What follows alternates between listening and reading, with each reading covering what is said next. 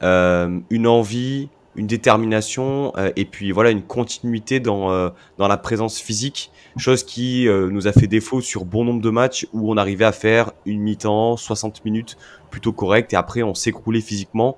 Là, on a senti que on était là présent pendant 90-93 minutes face à une équipe du Partizan Belgrade, pas forcément dans un très bon soir aussi, hein, il faut le dire. L'adversité n'était pas exceptionnelle, mais quand même, c'était un match très important qu'on a su gagner. Et je pense que voilà, dans ce début de saison-là, si on peut considérer qu'on est toujours sur un début de saison, ça fait plaisir, Jérém, je pense. Ah oui, le match, moi j'espérais un bon match, hein, comme à chaque fois, mais j'avoue que je m'attendais quand même pas à un si bon match. Je pense qu'on est entre le match de Nantes dimanche après-midi, en fin d'après-midi, et là on a quand même vu vraiment comment dire, on a totalement vu l'inverse. Moi, ce que je retiens, c'est enfin, on a vu une équipe qui avait envie de jouer ensemble et une équipe qui avait envie de gagner ensemble. Tout le monde était concerné, ponctué avec plusieurs prestations individuelles qui ont été vraiment excellentes. Et pour moi, il y a quelque chose qui, ben, il y a eu une envie commune et surtout, il y a enfin eu une envie de se faire mal, des dépassements de fonction de certains joueurs. Ils sont allés au bout d'eux-mêmes et ils sont allés la chercher, celle-là. Il y a vraiment eu, que ce soit dans le jeu, mais aussi vraiment mentalement et dans l'envie, il y a vraiment eu quelque chose et on mérite vraiment la victoire, hein. Même j'ai lu les réactions, l'entraîneur du Partizan Belgrade a dit que même si c'était resté un partout, c'était pas mérité pour son équipe parce qu'on avait vraiment fait un excellent match à tout point de vue. Donc enfin pour une fois on a eu une équipe, une vraie équipe, pas juste 11 joueurs sur un terrain, on a eu une équipe qui a joué ensemble et une équipe qui a eu envie d'aller chercher un résultat. Et ce qui me fait plaisir, c'est qu'en plus ils ont réussi à aller chercher ce résultat. Donc ça leur prouve que quand ils ont envie et qu'ils jouent ensemble, ils peuvent aller faire quelque chose. Donc ça peut être un bon point de départ pour la suite de la saison. Et puis un scénario qui rappelait aussi d'autres matchs, hein. Ouais. Tu l'as dit, 65 bonnes minutes, on se retrouve dans ce scénario où tu dois absolument marquer ce deuxième but. Finalement, tu ne le marques pas, malgré quelques situations assez franches. Et tu te retrouves à te faire égaliser un peu de manière totalement imprévue. Il n'y avait même pas de temps fort du côté de Belgrade. Et à ce moment-là, on se dit que est-ce qu'on va vivre un Slovako acte 2 parce qu'on aurait pu s'écrouler totalement et effectivement eh bien, perdre pied. Or, on a vu de la patience, on a vu du calme, ça a continué à produire du jeu, ça a continué à dédoubler et finalement 2-3 minutes après, j'ai pas les chiffres exacts, mais tu mets ce 2-1 qui vient un peu freiner cet élan serbe. Ouais, c'est justement moi ce que je disais, c'était mon point vraiment principal sur ce match-là, c'est on a eu cette envie en plus et ce caractère, enfin pour une fois une équipe de caractère. Et justement, on en parlait pendant le live, hein, justement, on sentait qu'à un moment donné, pendant 5-10 minutes, on a un peu baissé le pied. On l'a vu, malheureusement, ça c'est un peu le point faible, on va dire, de ce match, c'est qu'à chaque fois, quand on a un temps faible, on prend quand même souvent des buts. Et là, justement, ce qui m'a plu, c'est que, en plus, même Mario Limina l'a dit dans les réactions, il a dit, c'est vrai on s'est revu encore une fois, le cauchemar recommence, on reprend en but sur une des seules occasions de l'adversaire. Et justement, pour une fois, il n'y a pas eu d'écroulement, ils se sont relevés, je crois qu'on a marqué le deuxième but 3-4 minutes après Ouais, quelque chose comme l'égalisation. ça. Donc ils ont dit non, non, là, justement, comme je disais, là, il y a vraiment eu cette envie d'aller chercher la victoire, quoi qu'il en coûte. Et ils ont eu ce caractère-là. Ils ont dit non, on va la chercher. Et ils ont eu comment dire, ils sont allés chercher ces victoires. Il n'y a pas eu comment dire, en fait, on n'a pas eu le temps de se morfondre et de dire ah mince, on a pris un but. En fait, on a directement réussi à aller chercher le deuxième but. Donc c'était très positif. Donc non, non, il y a vraiment eu ces deux gros points positifs pour moi, cette grosse envie, cette envie de jouer ensemble. Et enfin comment dire, des progrès aussi dans le jeu, parce qu'on a quand même vu beaucoup tu en parlais de dédoublement, même en termes de technique, surtout en seconde mi-temps, le niveau technique était quand même largement meilleur que ce qu'on avait pu voir en championnat, même dans toutes les compétitions depuis le début de la saison. Il y a enfin eu du jeu vers l'avant. Et surtout, à un moment donné, on en a parlé hier soir sur le nombre de corners qu'on a eu, notamment grâce à Bilal Brahimi. Enfin, il y a eu des centres. En fait, c'est fou de se dire ça, mais enfin, il y a eu des centres et du jeu en première intention sans se poser de questions. Et ça, en fait, c'est super important parce que tu provoques des Tout à centres, fait. donc tu provoques des situations.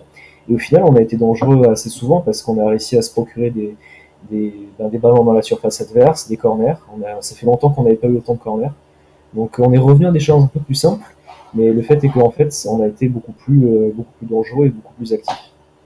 Effectivement, alors on parle de changement de dispositif, on parle de changement de joueurs, de choix dictés par, on va dire, les performances et l'état physique. Mais je pense que vraiment, moi, ce qui nous a marqué hier soir lors du live match, c'est eh bien, voilà, la volonté de faire des courses, de chercher la percussion, d'aller chercher la profondeur, d'être constamment eh bien, en mouvement, chose qui manquait énormément à l'OGC Nice ces dernières semaines.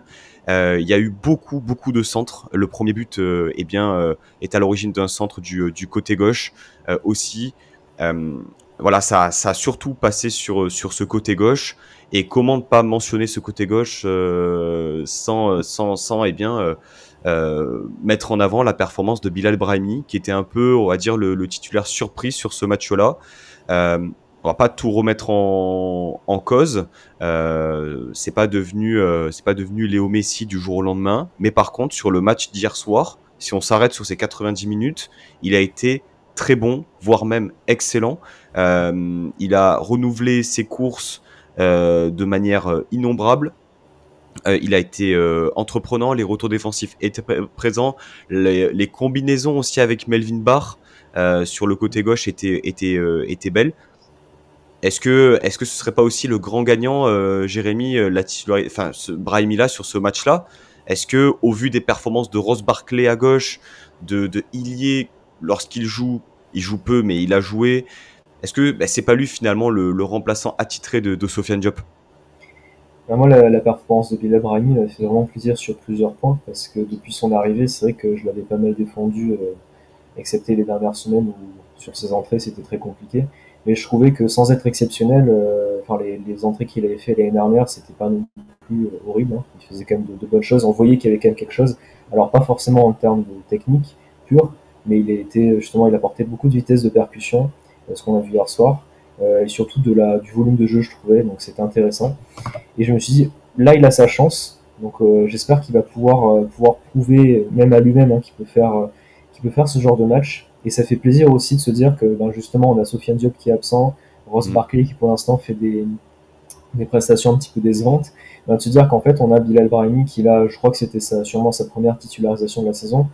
Bah, il arrive et il fait son match. Donc, en fait, on a pu compter sur lui sur ce match-là. Donc, ça fait vraiment plaisir. Et puis oui, non, il a fait vraiment. Moi, il a fait le match que j'attends de sa part, les prestations que j'attends de sa part. Donc c'est pas un joueur. Je lui demande pas de faire comme Sofiane Diop, Il a joué sur être ses qualités. techniquement, voilà, ne pas Il a être pas, il a pas techniquement énorme. surjoué.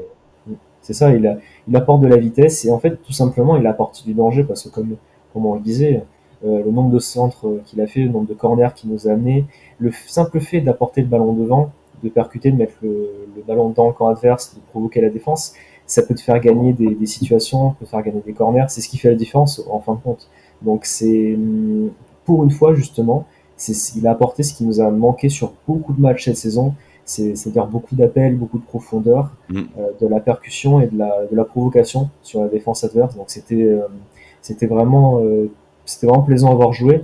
Et en plus, je trouve qu'il a pu vraiment bien jouer avec Melvin Barr, parce qu'on a vu un très bon match aussi de Melvin Barr. Je pense qu'aussi le fait d'avoir Bilal Brahimi qui jouait comme ça avec lui, ça a permis aussi à Melvin Barr de mieux s'exprimer sur son côté.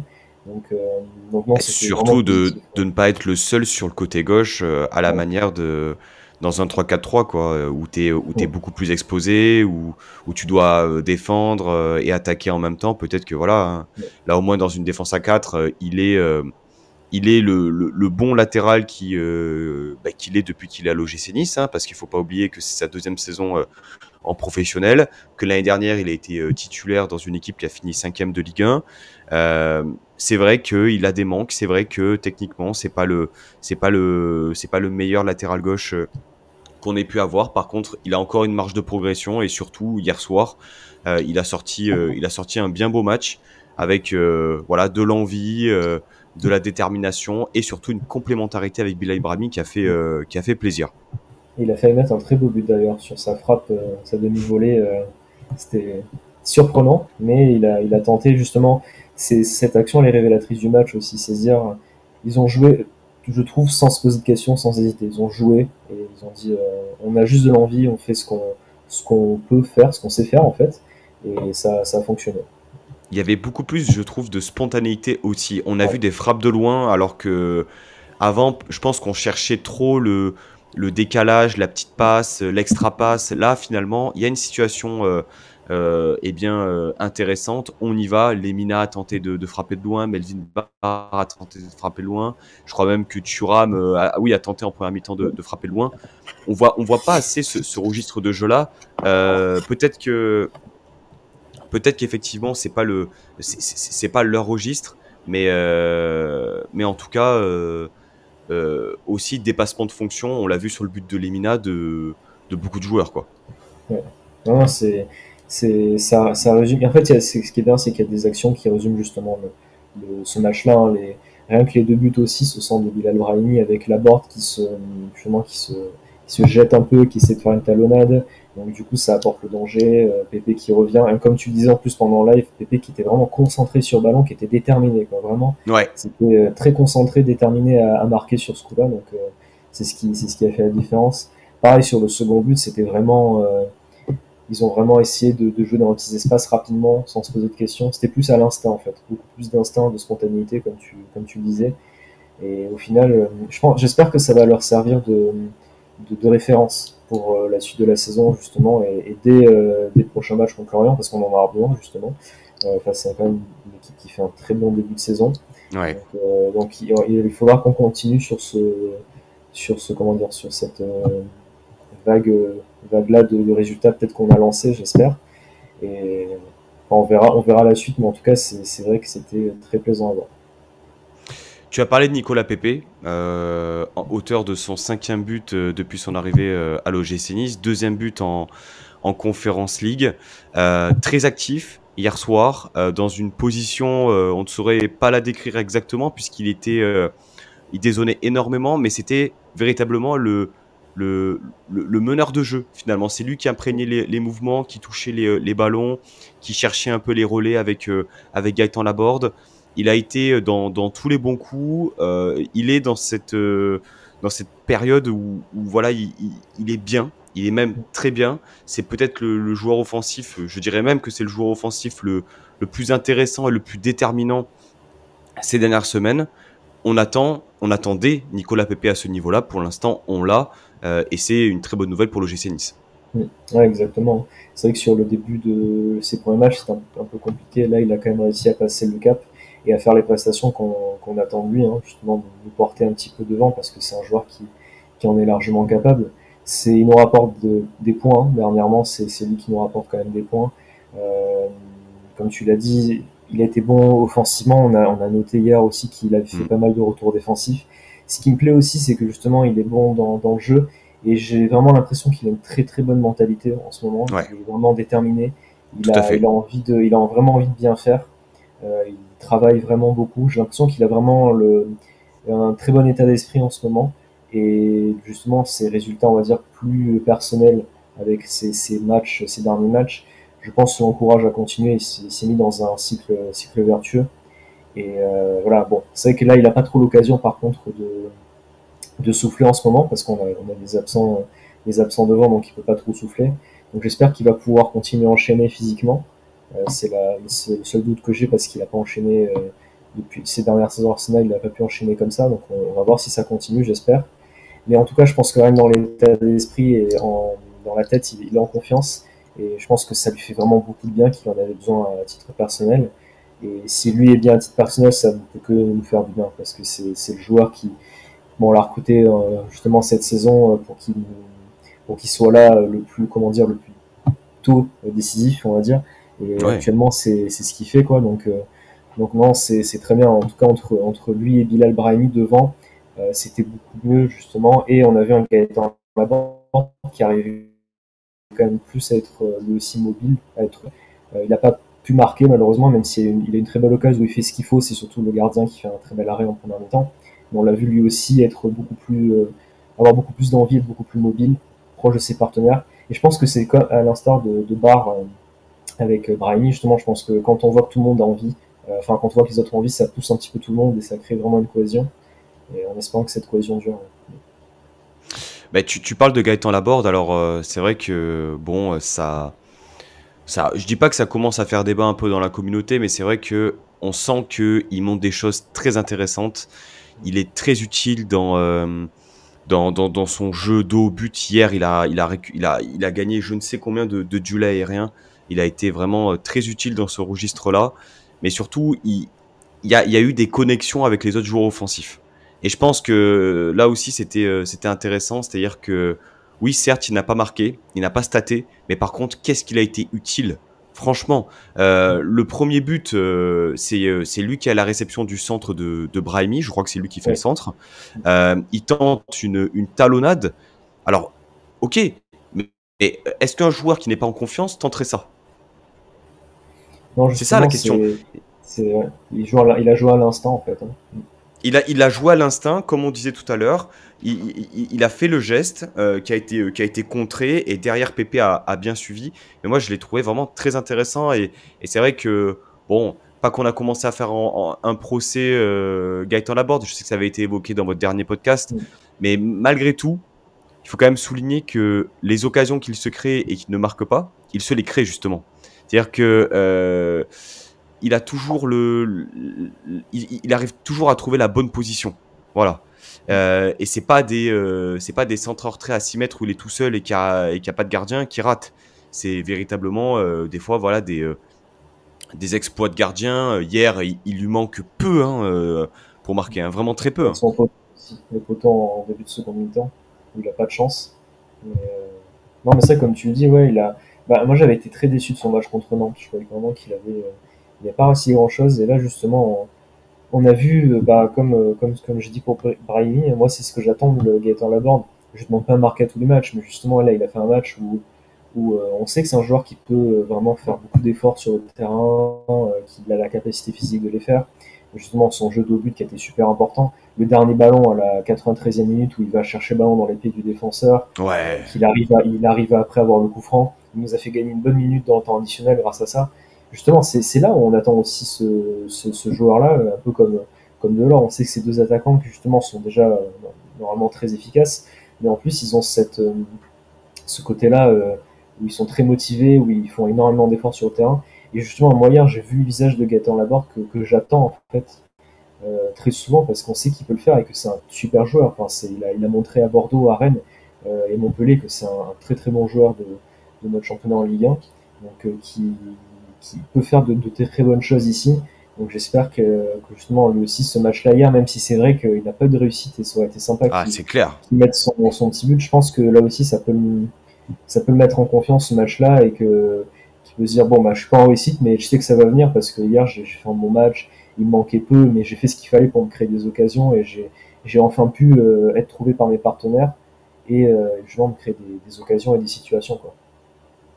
Ouais, Laborde hyper intéressant parce que dire d'un attaquant qu'il a fait un bon match alors qu'il n'a pas marqué, c'est toujours quelque chose de délicat. Parce que les attaquants sont jugés principalement par rapport à leur efficacité.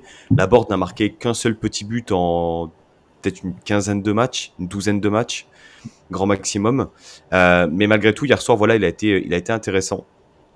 Et voilà, la soirée aurait pu être parfaite, comme je l'ai tweeté, si Laborde avait marqué ce, Ouais. ce troisième but.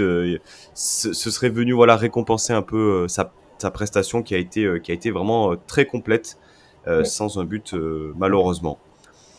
On a parlé de Brahimi, on a parlé de Laborde, on a parlé de Pépé. Il faut qu'on parle aussi d'un joueur qui a fait un sacré match hier. Ouais. Franchement, si Lemina ne marque pas, je pense que c'est l'aiglon du match. Ouais. Hicham Boudaoui. Alors, je l'ai tweeté aussi, mais je le dis ici, mea culpa, parce que lorsqu'on a fait le mercato idéal sur Twitch avec Naninho, j'avais dit que l'OGC Nice, s'il voulait franchir un cap, il devait justement se séparer de ce type de joueur qui était inconstant au possible, qui avait du talent, mais qui était trop inconstant. Or, force est de constater que cette saison, que lorsqu'il est débarrassé de ses problèmes physiques, mais on en revient toujours au même point, hein, mais lorsqu'il est là à 100%, là, hier soir, il a été, franchement, je l'ai rarement vu à ce niveau-là, où tout ce qu'il faisait, tout ce qu'il entreprenait, tu te rappelles de l'action où ils sont sur la droite, là, je crois que c'est Boudaoui et... Non, attends, c'est Boudaoui Brahimi, non, ou Non, Pépé c'était Brahimi. Pépé Brahimi, oui, le tiki Ah, taka. il y avait pas Boudaoui, mais enfin, il a été exceptionnel. Franchement, autant défensivement qu'offensivement, je pense qu'il a perdu très peu de ballons, toujours bien placé. Vrai masterclass Boudaoui qui aurait peut-être mérité cet aiglon du match, même si ce n'est qu'honorifique. Ah, clairement, il a fait un match hier qui était incroyable. Enfin, on l'a dit en tout début de match, justement, qu'il allait être important dans ce système un petit peu hybride, euh, qu'il pouvait faire un grand match, et il a vraiment fait peut-être son meilleur match. Je me rappelle aussi du Rennes Nice à l'époque avec Adrien Urcea, où on s'était dit qu'il avait fait un match incroyable, justement. Et en Mais fait, pas le même moi positionnement, aussi, hein. voilà, pas le même positionnement, il était plutôt en 6, je crois, à cette époque-là. Ouais, c'est ça. Alors moi aussi, un petit mea culpa, même si justement j'attends de voir dans la continuité. J'avais dit justement que c'est un joueur que je trouvais moyen à l'époque dans un des podcasts d'Avantinissa, tout simplement parce qu'il n'était pas assez constant et que des fois il montrait de bonnes choses, mais que c'était périodique. Et que justement, moi j'attendais qu'il arrive à enfin confirmer.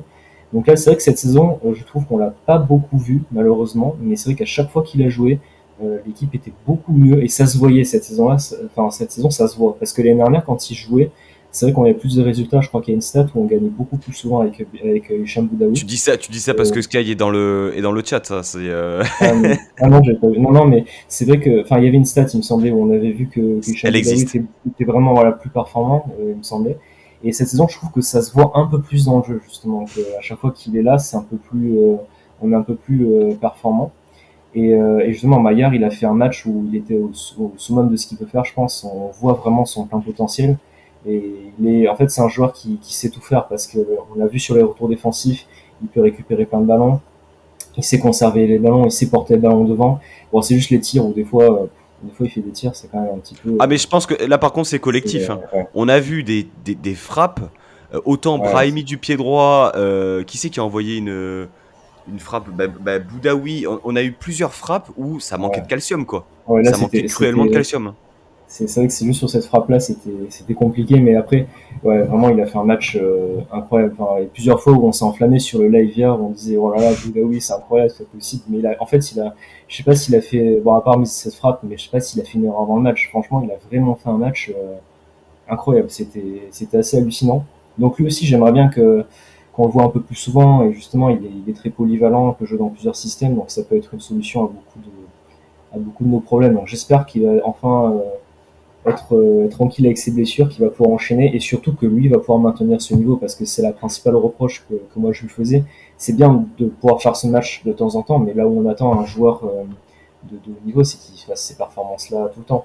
Donc voilà, j'ai fait mon petit mea culpa, mais j'attends quand même de voir s'il arrive à confirmer parce qu'il a fait un très bon match, mais à voir les prochains. De toute manière, j'ai envie de te dire, Boudaoui, c'est comme l'OGC Nice, hein. C'est comme l'OGC Nice, hein. C'est-à-dire que on attend la confirmation, on attend la Ouais, régularité, on attend les résultats. Boudaoui, hier soir, il a été super fort. Ça a été pour moi voilà, top 3 avec Lemina et, ouais, et top 4. J'inclus Brahimi, mais vraiment, il a été super fort. Maintenant, s'il est titulaire à Lorient et qu'il se pète au bout de 30 minutes, ouais, bah bah, voilà, c'est on ça. aura, on aura le même discours qu'on a depuis son arrivée ici, c'est-à-dire C'est des ça. qualités, un talent, mais constamment blessé. J'ai regardé un peu par curiosité depuis qu'il est arrivé à Nice. Il est sur une moyenne de 25-30 matchs, euh, voilà, toutes compétitions confondues. Ce qui n'est pas, au fond, finalement, peu, hein. Enfin, je veux dire, il fait quand même ses matchs, mais c'est pas normal qu'on ait cet a priori sur lui, alors que finalement, il est aussi voilà, régulièrement absent, malheureusement. Il rate quelques matchs par-ci par-là. Il n'arrive pas voilà, à passer au-delà de ces 3-4 matchs, cette série de 3-4 matchs où il est bon, ou arrivé au cinquième, bah non, il y a une petite gêne musculaire, il est absent 1 à 2 semaines, tu vois, Voilà, c'est compliqué, mais profitons de l'instant présent. Il a été exceptionnel hier soir et que ça continue. Franchement, on en a besoin d'Hicham Boudaoui à ce niveau-là. J'espère qu'il va continuer comme ça parce qu'il me semble qu'il est en fin de contrat en juin 2023. Donc j'espère que justement il va pouvoir continuer comme ça pour qu'on le prolonge. Hein. S'il arrive à maintenir ce niveau, ça serait une bonne chose, quoi. On sent que tu es sur du FM 23 en ce moment. Exactement. Et Youssef Attal aussi est en fin de contrat en 2023. Dante, Attal et Daoui, je crois. Ouais. Ça fait genre on a fait des recherches avant sur Transfermarkt alors que pas du tout. Ah bah, c'est quasiment la même chose. Ouais, c'est ça. Bon, on était sur le milieu de terrain. Bon, Lemina, on va pas revenir dessus, il a été encore excellent. Celui qui a été peut-être un peu dans le dur, avec pas mal de déchets, surtout en première mi-temps. À l'initiative sur le second but, il faut quand même le mettre en avant par rapport à ça, mais assez en difficulté, c'est Khéphren Thuram. Alors, d'où vient le problème? Est-ce que c'est physique? Est-ce que c'est le changement constant de système aussi? Il est quasiment tout le temps titulaire, il y a très peu de rotation. Il a été un peu en dedans hier avec Attal, qui lui, pour le coup, revenait de blessure, n'avait pas 90 minutes dans les jambes. Bon, il avait une justification à la limite, mais Thuram, là-dessus, hier soir, il a été en difficulté. Ouais, c'est un cas qui, des fois, j'ai réfléchi un petit peu, c'est très difficile de juger parce que je pense que c'est un joueur dont on attend énormément, en fait, parce qu'on a vu son potentiel qui, je pense que c'est le plus gros potentiel de notre équipe et sûrement des trois plus gros talents de l'effectif. L'année dernière, il a fait une très très belle saison, surtout la seconde partie de saison où avec Todibo et Delors, il nous a clairement porté. Hein. Il a fait vraiment d'excellents matchs. Cette saison, moi, je le trouve quand même vraiment en dedans. Enfin, il a fait quelques bonnes petites choses, on va dire, notamment contre Auxerre, où on marque clairement grâce à lui. Mais après, il y a beaucoup de travail de l'ombre, mais il n'y a pas grand-chose dans le registre où on l'attend, en fait, hein, sur ses percussions, sur porter le ballon devant. Peut-être que ce sont des consignes de Lucien Favre, je sais pas trop. Mais c'est vrai que, en tout cas, de ce que l'on voit de nous, c'est quand même moins bon que l'année dernière pour l'instant. Et hier soir, c'est vrai qu'il était un petit peu en dedans par rapport à ses compères, notamment du milieu de terrain. La seconde mi-temps était quand même un petit peu mieux.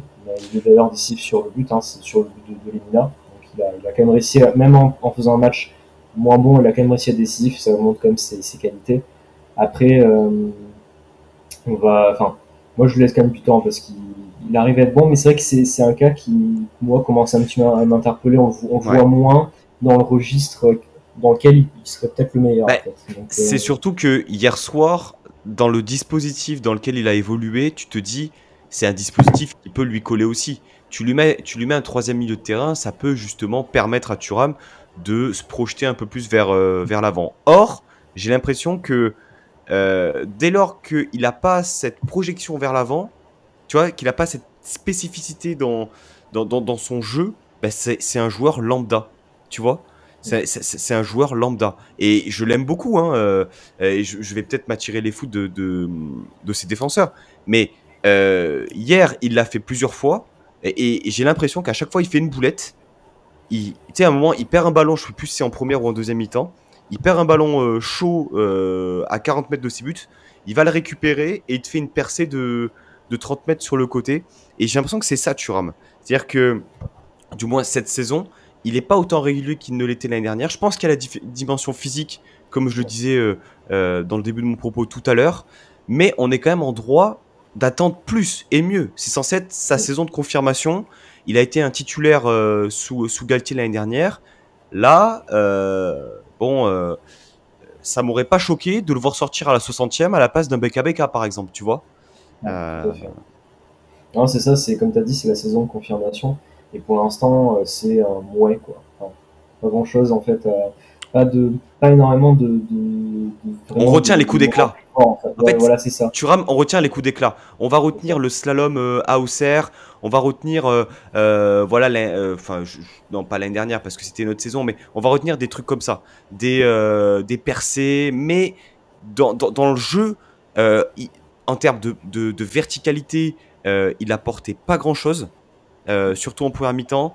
Il n'arrivait pas à casser des lignes par la passe. C'est des passes très latérales. Ouais, un peu en dedans. Du mieux en seconde, comme tu le disais, Jérémy. Mais globalement en dedans, Thuram. Euh, voilà.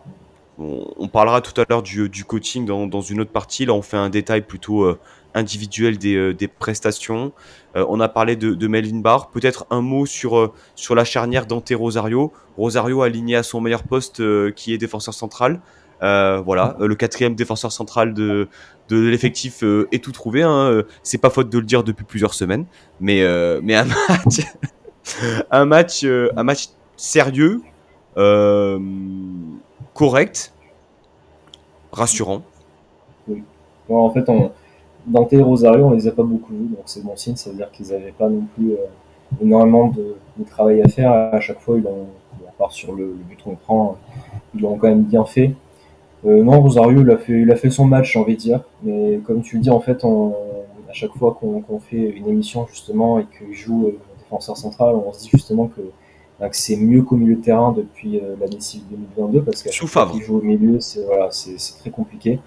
Euh, et bon, voilà, à chaque fois l'année dernière, il a joué contre une défense à 4, il avait joué en défense centrale avec Todibo, il me semble, contre Versailles, et il avait fait un bon match. Là, il avait joué une défense à 3, il me semble, contre Paris, ça avait été bon aussi. Là encore, hier soir, c'était bien. Donc, non, en fait, c'est un poste où il a l'air de plus s'épanouir, en tout cas pour l'instant, parce que c'est vrai qu'au milieu, c'était vraiment compliqué les derniers matchs qu'il a joué à ce poste-là. Donc au moins si on peut compter sur lui en défense centrale, c'est déjà bien, j'ai envie de dire, c'est une solution supplémentaire. Et ça laisse aussi peut-être plus de place à certains joueurs au milieu de terrain dans les semaines à venir comme BKBK, Rosario, pas Rosario, pardon, Ramsey. Donc ça peut être, c'est un très bon point de pouvoir compter sur lui, étant donné qu'en plus, en termes de défenseurs centraux, on a beaucoup de gauchers et seulement Todibo qui est droitier. Donc justement, si on a lui qui peut jouer à ce poste-là à droitier, c'est très bien. Ouais. Moi, je trouve très franchement que il a toutes les qualités pour s'épanouir à ce poste, autant dans une défense à 4 qu'une défense on va dire à 5, comme il a pu le faire lors des derniers matchs. Il est rapide, il est dur sur l'homme, il a le sens de l'anticipation. C'est-à-dire qu'il va suivre, il a fait plusieurs fois sortir de sa zone pour aller récupérer et convoiter un ballon. Il a plutôt un bon pied pour un défenseur central.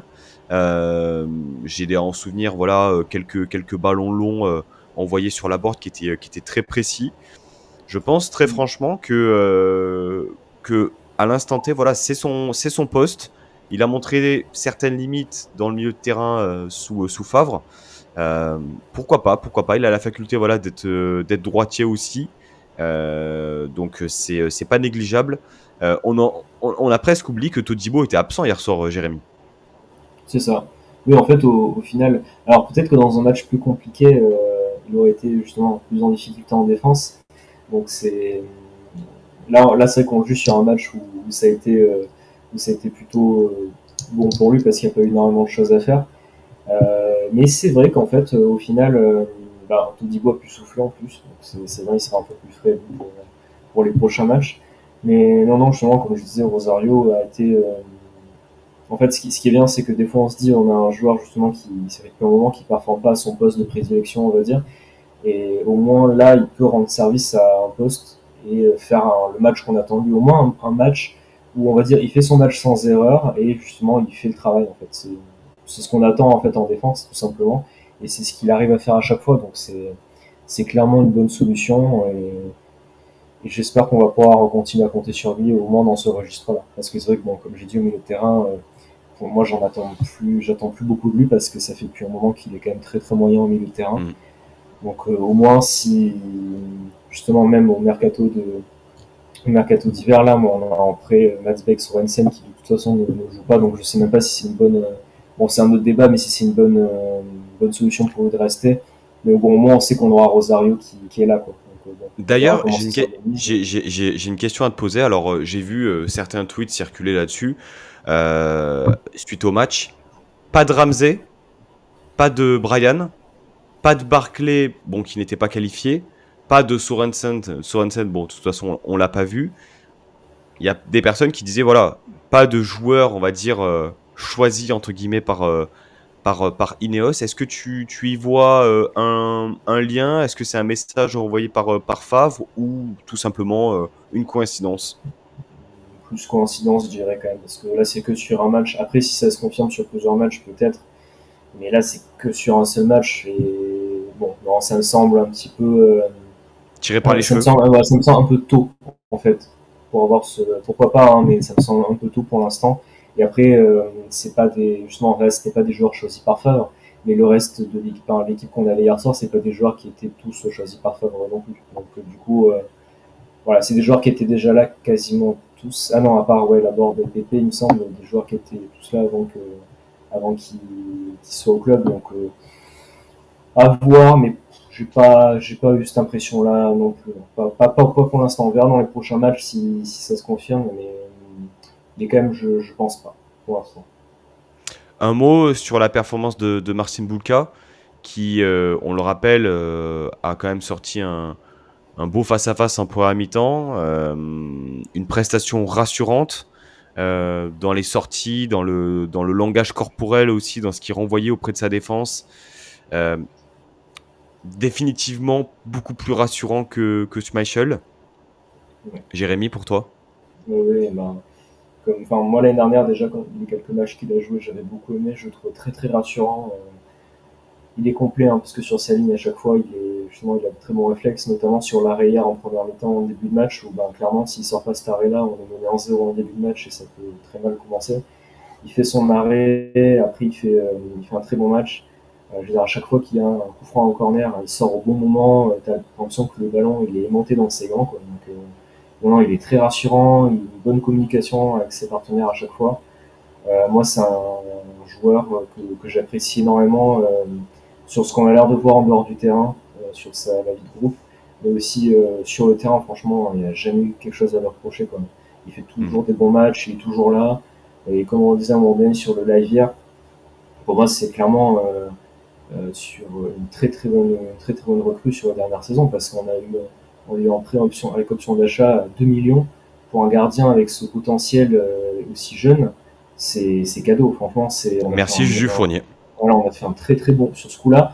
C'est un très très bon transfert, un très bon coup qu'on a fait. Non, Marcin Bulka a vraiment fait un bon match et il mériterait quand même d'avoir encore d'autres titularisations, à mon sens. Je pense que là-dessus, on est d'accord parce que autant sportivement qu'humainement, que par rapport à la cohésion, c'est vrai que Bulka coche quand même pas mal de cases que ne coche pas malheureusement Kasper Schmeichel. Peut-être un autre point aussi négatif qu'on n'a pas encore évoqué. On a regardé le match ensemble, Jérôme, hier soir. À un moment donné, on a senti que physiquement, l'OGC Nice commençait à baisser un peu le pied. Et tous les deux, on réclamait des changements. Or, les premiers changements sont intervenus de mémoire à la 80e, avec un peu peut-être avant BKBK pour Thuram. Il y a eu Mendy pour Attal. Le double changement, il y a eu en même temps. Ah oui, c'est vrai. Oui, tout à fait. À la 80e. Alors qu'en conférence de presse, il était clair que Attal n'allait pas faire 90 minutes, mais on imaginait difficilement qu'il fasse 80. Donc, c'est dû à quoi, toi, ça, concrètement? Est-ce que c'est de la frilosité? Est-ce que c'est tout simplement une histoire de niveau? BKBK, aujourd'hui, n'a pas le niveau pour faire plus de 12-13 minutes par match. Comment tu expliques ça? Est-ce que c'est typiquement Favre qui procède comme ça? C'est vrai que on pouvait également lui reprocher ça lors de son premier passage. Quel est ton avis là-dessus, Jérémy? C'est déjà un débat qu'on a vu, il me semble, sur ses deux premières saisons à Nice, sur les changements. C'était toujours, soit il n'en faisait pas, soit c'était super tardif. Moi, c'est un point où c'est un entraîneur que j'aime énormément, Lucien Favre. Mais alors, c'est un point où je suis en total désaccord avec lui. Ça peut arriver. Après, il doit avoir sûrement ses raisons. Mais moi, en tout cas, c'est quelque chose que je comprends pas. Enfin, on l'a vu hier, justement. C'est qu'on a un peu ragé à un moment donné. Quand on a pris le but, on a dit, mais On le voit depuis 10 minutes qu'on commence à baisser de pied physiquement. Pourquoi il ne le voit pas, quoi? Alors bon, il a certainement dû le voir.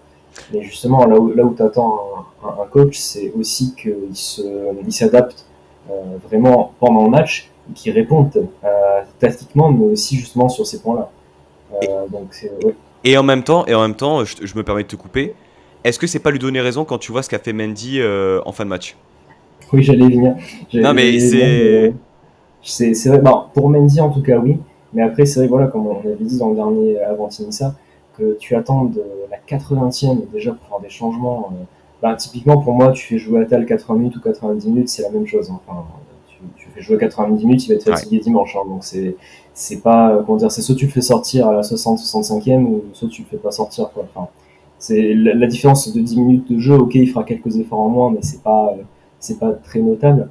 Mais typiquement, des joueurs comme Rahashili, Beka, pour moi, tu pouvais les faire bon, Ilie n'est pas rentré, mais Beka, tu pouvais le faire rentrer un petit peu plus tôt. C'est pas ça pour moi qui aurait complètement déséquilibré l'équipe. Aaron Ramsey aussi, éventuellement. Aaron Ramsey, voilà. Donc il doit avoir ses raisons. Je pense qu'il sait bien mieux que moi ce qu'il fait et bien mieux que moi ce qu'est un entraîneur de foot. Hein, mais je sais que sur ce point-là, moi, j'ai toujours du mal avec ça. Surtout que tu enchaînes beaucoup de matchs et il faut faire du turnover. Tu as 5 changements. Justement, beaucoup d'entraîneurs ont dit justement que ces 5 changements étaient très importants dans les turnovers, surtout pour les équipes européennes, parce que tu peux vraiment faire souffler des joueurs sur des bouts de match et faire un turnover qui te permet d'avoir des joueurs un peu plus frais. Et il n'en profite pas vraiment, je trouve. C'est un peu dommage. Après, voilà, il n'avait pas un banc extrêmement fourni, on va dire, qualitativement hier soir. Mais bon, voilà, un ou deux changements un peu plus tôt quand même, ça aurait pas été de refus parce que voilà, comme on a dit, attendre la 80e quand même pour faire des changements, c'est compliqué, quoi. En fait, ce qui est vu comme étant, je pense, un handicap pour Favre de faire des changements est vu comme un véritable atout. Parce qu'aujourd'hui, 5 remplacements, c'est-à-dire que tu changes la moitié de ton équipe type, de ton équipe au démarrage du match. C'est énorme. C'est énorme. C'est-à-dire que des matchs peuvent être renversés grâce à ces changements-là. Et pour moi, c'est une hérésie. Même si, admettons, tu considères que ton banc n'est pas assez qualitatif, ne va pas me faire croire que Ramsey n'a pas le niveau. Ne va pas me faire croire que Beka ne peut faire que 10 minutes à chaque fois qu'il rentre. À la limite, Mendy, je peux comprendre, parce qu'il est encore jeune, il a besoin de se développer. Ilie peut faire quand même plus de minutes. C'est étonnant. Pourquoi on ne voit pas un Buonani qui a fait de belles performances aussi en réserve? On a vu un Belayan qui a rayonné pendant la préparation. On l'a pas vu une seule fois rentrer. J'avoue me questionner par rapport à ça. C'est vraiment, je pense, sur la prestation d'hier, avec l'arbitrage, mais bon, on va pas accorder de l'importance à l'arbitrage, quoique on pourrait peut-être en parler rapidement parce qu'il y a quand même, matière à dire, mais c'est vraiment le point négatif, quoi. Comment tu peux, alors que tu as un match ultra important ce week-end-là, faire plus tourner, quoi. Bon, voilà, Dante a encore joué 90 minutes. Oui, surtout qu'après tu fais rentrer Viti en fin de match, mais c'était plus pour passer une défense à Lemina 3. a fait 90 minutes. En fait, c'est le problème parce que tu te dis, ils se sont d'excellents, enfin, très bons joueurs, on va dire. Ils ont fait un très bon match hier. Mais le problème, c'est que tu arrives dimanche contre Lorient, ils vont être fatigués. Hier, on a vu qu'ils ont fait beaucoup d'efforts et qu'ils se sont donnés. Mais on a vu qu'ils sont allés au bout d'eux-mêmes. Mais je veux dire, les 3 changements que tu as fait, c'est que tu as fait souffler Atal et Thuram 10 minutes. Et tu as sorti Pépé à la 88e pour faire entrer Viti, quoi. Donc, bon, quand tu as fait souffler Pépé avec le temps additionnel, bon, 5-6 minutes, quoi. Mais je veux dire, les gars, ils vont être fatigués contre Lorient. Donc, c'est un petit peu. Voilà, il n'a pas beaucoup de choix avec les absences et le banc. Mais il aurait pu quand même, je ne demande pas de faire 5 changements à l'heure de jeu, hein, mais voilà. Je pense qu'à la 65e, tu peux faire souffler Atal. Tu peux faire souffler 1 ou 2 autres joueurs. Mais bon, voilà, je pense que hier, en fait, il s'est peut-être dit, voilà, quand on a mis le but, peut-être on va garder le même 11 parce qu'il y a une bonne entente et on veut capitaliser sur ça. Donc, il a sûrement fait ce choix-là. Mais c'est vrai que c'est un débat qu'on a quand même très souvent avec oui, parce que à la limite, hier soir, c'était même pas une affaire de niveau. Tous ont sorti leur match. C'était purement de la rotation liée à la condition physique de certains joueurs. Tu voyais que ça n'avançait plus. Attal, avant qu'il sorte, il a fait plusieurs interventions. Tu te rappelles de la faute qu'il fait, qui concède le coup franc. Il fait quand même. Mm. Tu sentais que physiquement, Ouais. il lui manquait quelque chose. C'est pas normal que nous, derrière notre télévision, on fasse ce constat-là et qu'il n'y ait pas de changement. Donc vraiment, C'est ça. gros point d'interrogation. Je pense pas qu'il changera sa manière de faire, mais si c'est pour jouer que 60 minutes contre Lorient et ne pas gagner le match, bah moi je l'aurais un peu en travers de la gorge, quoi. C'est ça. Non, non, c'est ce qu'on s'est dit hier soir. C'est ce point-là, moi, que j'ai pas compris. C'est vrai qu'en plus, pile quand on commence à se le dire, c'est là qu'on prend le but. Donc, voilà, sur le coup, on était quand même énervé parce que justement, comme tu l'as dit, si on le voit, c'est sûr que lui l'a vu aussi, quoi. Donc, il faut réagir et justement, moi, comme je le disais, on attend d'un entraîneur bon, qui prépare sa tactique avant le match, mais que pendant le match, il arrive à s'adapter rapidement, quoi. Et c'est vrai que là, hier soir, on a vu justement, hein, avant l'égalisation, que l'entraîneur du Partizan Belgrade a fait pas mal de changements. Mm. Et justement, pile à ce moment-là, ça a remis un petit peu d'énergie de leur côté. Tout à fait. Ils ont égalisé. Et justement, on disait, c'est pas possible, quoi. Donc, Ils ont heureusement, fait. juste après notre deuxième but, on a fait des changements. Et bon, après, c'est vrai que voilà, comme tu disais, c'est vrai que quand tu vois le changement, Mendy qui fait la grosse faute hier soir, on a cru qu'on allait s'évanouir là sur le pénalty. Mais bon, heureusement, ça s'est bien passé avec le hors-jeu. Mais bon, voilà, on verra dans les prochaines semaines, mais c'est vrai que c'est un débat qu'on a très souvent, en tout cas, les changements avec Lucien Favre. Ouais. Après, tant que l'OGC Nice gagne, qu'on fasse des changements ou pas, finalement, c'est pas trop un problème. Mais quand je vois, par exemple, un Sofiane Diop qui se blesse, un Andy Delors qui se blesse, je me dis que peut-être qu'il n'y a pas de lien, mais s'il y avait eu plus de rotation, si le joueur avait peut-être plus soufflé, il serait pas aujourd'hui blessé. Encore Ouais. une fois, avec des si on refait le monde, mais c'était quand même important de le souligner. Tu as parlé de l'arbitrage. Euh, alors, bon, on va pas remettre en cause les situations, même si effectivement pour moi enfin, il a sifflé que dans un sens, clairement hier soir. Et la seule grosse décision déterminante pour dans l'issue du match en notre défaveur, eh ben, il signe en notre faveur. Il siffle en notre faveur. Cette action où eh bien, Mendy fait sa prise de karaté sur le joueur serbe. Il lui arrache une partie du torse. Qu'on voit l'arbitre faire un signe siffler. Et là, on comprend que c'est un hors-jeu. On regarde le ralenti. Je sais même pas s'il y a Il y a hors-jeu. le bras de Viti qui couvre en fait la course de l'attaquant.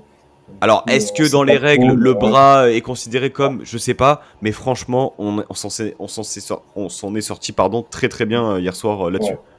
Ah oui, non, mais c'est vrai que plusieurs fois, à un moment donné, on en a eu un peu marre parce que à chaque fois, il sifflait contre nous et puis en plus, les fautes que le partisan faisait, il y a quand même deux fois, j'ai deux fautes en tête où il y avait clairement jaune, où il dit non, non, bon, c'est la dernière. Et voilà, comme on s'est dit, il suffit que nous on en fasse une pour qu'on ait un jaune. Comme par hasard, voilà, les Mina fait une faute qui mérite un jaune, mais nous c'est jaune direct, quoi. Donc voilà, ça c'est toujours la même chose, c'est super pénible quand t'as des arbitres qui sont comme ça. Et oui, en plus c'est ce coup franc là, ce jeune là qui amène ce coup franc où on a eu beaucoup d'émotions différentes en peu de temps. Là, c'était l'ascenseur émotionnel. Mais bon, Cette minute était quand même vraiment, très très drôle. quand j'ai vu la faute et que je vois l'arbitre qui met le point de pénalty, je dis oh là là, c'est pas possible, le cauchemar qui se répète, quoi. Je dis on allait peut-être avoir un moment de bonheur et même pas. Et puis après j'ai vu le drapeau se lever, je dis mon Dieu, c'était vraiment les montagnes russes, mais ça s'est bien terminé heureusement. Il n'y avait pas la VAR d'ailleurs, parce que c'est vrai qu'on en parlait pendant le match, on s'est dit c'est bizarre qu'il n'y ait pas la VAR quand Ouais, même. et là-dessus, heureusement. Heureusement. Mais ouais, au moins il n'y avait pas de doute, on a évité un moment de stress pendant quelques minutes où ils auraient analysé la situation pour dire s'il y avait hors-jeu ou pas. Donc non, non, au final ça s'est plutôt bien fini. Ouais. On arrive au bout de cette émission. Quelques petites informations. Déjà, à noter que Cologne a remporté son match, reporté tout à l'heure 1-0 du côté de Slovako, ce qui donne pour l'instant eh bien, l'OGC Nice toujours leader avec donc 8 points. Derrière, donc, le Partizan Belgrade avec 8 points toujours. Cologne est à 7 points et Slovako est à 4 points. Mathématiquement, toutes les équipes peuvent se qualifier. La semaine prochaine, Cologne, Nice, le 3 novembre. Et il y aura donc un Partizan Slovako. Alors, je vous dis peut-être des bêtises. Non, je pense que Slovako ne peut plus se qualifier. Non, Non, parce qu'ils c'est sont à 4 points. Ouais, C'est ça, hein. C'est ça. Ils sont Donc, à 4 points, donc c'est pas- ça va être eh bien, 2 places pour 3 équipes. Mais une finale véritablement à Cologne, Jérémy. Ah, tout à l'heure, j'ai regardé à un moment donné le résultat, j'ai vu 75 minutes 0-0, je dis ah c'est top, parce que j'espérais justement qu'il y ait ce match nul, ça aurait été plutôt bien. Après j'ai reçu la notif où il y a marqué que c'était Cologne qui a gagné, je dis bon mince, parce que j'espérais que Cologne honnêtement n'ait plus rien à jouer contre nous, ça nous aurait bien aidé je pense. Là on va quand même aller en Allemagne chez eux pour jouer un match quand même très important pour une des deux places du groupe, peut-être la première place. Donc voilà, comme on se le disait en off, ça va être un mélange d'excitation mais d'inquiétude aussi parce que j'ai peur qu'on regrette ce match contre Slovako qui nous aurait permis d'être déjà qualifiés en fait. Hein. Là, c'est clair. Voilà. Là, on serait déjà qualifié alors qu'il est, on aurait peut-être pu faire tourner ou peut-être vraiment jouer la première place du groupe sans pression. Là, voilà, on y va en sachant que Partizan va jouer contre Slovako qui a plus rien à jouer et nous contre Cologne qui va être, comment dire, qui va être à fond à domicile. Donc on est peut-être limite dans la situation la plus Défavorable. la plus critique, j'ai envie de dire, la plus inconfortable. Donc je pense par contre que ça va être un bon test pour l'équipe. Ah ben là, c'est clair. C'est un très bon test, ça va leur apprendre à jouer des matchs bon, on va peut-être se moquer de moi en disant ça, mais un match à enjeu, hein, parce que on va me dire c'est que la Conférence League contre Cologne, mais bon, pour nous. Ah non, c'est clairement un match à enjeu. C'est-à-dire que là, on a vécu, on va dire, la première, le premier match à ne pas perdre contre Partizan, on le gagne. Et là, tu te retrouves finalement à jouer ton dernier match à l'extérieur contre une équipe de Cologne, bon, que tu as quasiment. Que tu aurais dû gagner aussi lors du match aller. Hein. C'est juste pas normal de terminer un partout. Mais c'est clair, moi je te rejoins. Que de regrets sur le match de Slovako. Parce que là, ce soir, tu dois gagner ce match. Tu es à 11 points. Et t'as pas à te poser la question de savoir à quelle position tu finis la semaine prochaine. Déjà tranquille. C'est ça, c'est le problème. Donc, on verra. De toute façon, là, on verra que jeudi soir comment ça se passe, en espérant que la conclusion soit heureuse. Parce que je pense que enfin, moi, en tout cas, cette compétition me tient à cœur cette année. J'aimerais bien qu'on arrive à faire un beau parcours européen. Je pense qu'on a quand même clairement les armes parce que on n'a pas le groupe le plus facile justement. Donc, si déjà on sort des phases du groupe, ce serait déjà une bonne chose. Et je pense vraiment qu'il y a moyen d'aller loin. Et en fait, surtout là, on est premier du groupe. Ça serait quand même bien de le rester parce que t'évites justement les 16e de finale. Enfin, ce qu'ils appellent maintenant les barrages. Ouais. Donc, t'évites quand même des équipes qui vont qui ont été éliminées de Ligue Europa, qui vont venir. Donc en fait, t'évites certaines équipes de Ligue Europa qui peuvent être un petit peu dures à jouer. Donc ça va être vraiment un match ultra important. De toute façon, en fait, tous les matchs jusqu'à la trêve de la Coupe du Monde vont être super importants parce que ça va clairement définir aussi ce qu'on va faire pour la deuxième partie de saison. Est-ce qu'on peut se retrouver à être peut-être premier de notre groupe en Conference League et bien se préparer pour la suite, et peut-être se relancer en championnat ou en fait être éliminé de la Conference League et être très loin en championnat. Donc voilà, ça va être assez intéressant à voir, en espérant que ça soit une fin la plus heureuse possible. Mais bon, c'est vrai que moi j'espérais que Cologne ne gagne pas, mais bon, c'est comme ça. Hein. On peut pas. En même temps, j'ai envie de te dire, la question ne se pose même pas si tu gagnes contre Slovako lors du dernier match. La question se pose même pas, quoi. Tu gagnes contre Slovako et là, t'es à 11 points et t'es bien, quoi. Mais avant ce match contre Cologne, eh bien, le match de championnat, dimanche à 17h à Lorient. Lorient qui réalise eh bien, une saison pour l'instant absolument incroyable. 3e de Ligue 1, 27 points, 8 victoires, 3 nuls, une seule défaite pour Lorient, alors que l'OGC Nice en a déjà 5. L'OGC Nice est 12e de Ligue 1 avec 13 points. Là aussi, c'est un test et un gros test avec ce déplacement en Bretagne. Là aussi, on attend un match similaire à ce qu'on a vu hier soir et une continuité dans les performances. Ouais, on attend enfin une continuité. Bon, c'est vrai que c'est peut-être, enfin, c'est pas l'adversaire le plus facile à jouer. Quoique les 2 dernières journées, ils ont été quand même tenus en échec contre Brest et Troyes, si je Tout à fait. je fais pas d'erreur. Ils ont fait Reims 0-0. c'est 3. Reims, c'est 3. Pardon. Reims, ouais, ils ont fait 0-0 contre Reims et 2-2 contre Troyes, il me semble. Donc voilà, il y a une toute petite, on va dire, baisse dans leurs résultats, mais je pense que ça va être ouais, compliqué à jouer. Surtout qu'on va avoir quand même, je pense, beaucoup de fatigue suite au match d'hier soir, avec en plus un turnover qui va pas pouvoir être fait parce qu'on va encore devoir continuer avec Laborde, Pépé en devant. On va voir comment ça va s'opérer, mais c'est un match, ouais, moi je m'attends vraiment à un match compliqué. Si on arrive à avoir les 3 points là-bas, ça serait vraiment super, je pense, rien que pour la continuité, pour la confiance du groupe et comptablement aussi pour un peu se rapprocher, parce que je crois que il me semble que c'est Monaco qui est 6e ou 7e, je sais plus, qui a 31 points. Nous on est à 13 points, ça serait bien de potentiellement essayer de se rapprocher. Donc on verra. Mais moi, je m'attendais à un match compliqué. Non, c'est Lille qui est 6e avec 22 points. Okay. Et Monaco, 7-21. Mais voilà, du coup, essayer de se raccrocher un petit peu à ce wagon-là. On ne pourra pas les rattraper tout de suite, j'ai envie de dire, mais essayer déjà de se rapprocher, de prendre des points, ça va être très important. Eh bien, Jérémy, merci à toi pour Merci ce à toi. soir. Vous retrouverez ce replay sur Spotify, Apple Podcast, la chaîne YouTube de Sports Content. Merci aux personnes présentes sur